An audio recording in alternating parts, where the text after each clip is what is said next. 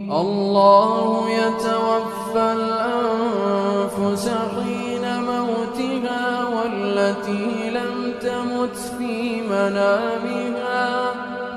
فيمسك التي قضى عليها الموت ويرسل الأخرى إلى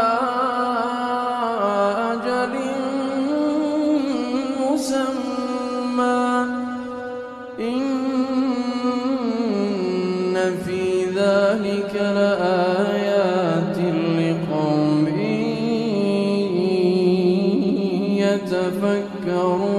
يتفكرون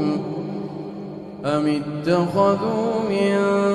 دون الله شفعاء قل أولو كانوا لا يملكون شيئا ولا يعقلون قل لله الشفاعة جميعا له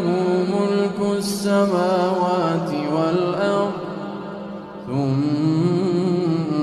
إليه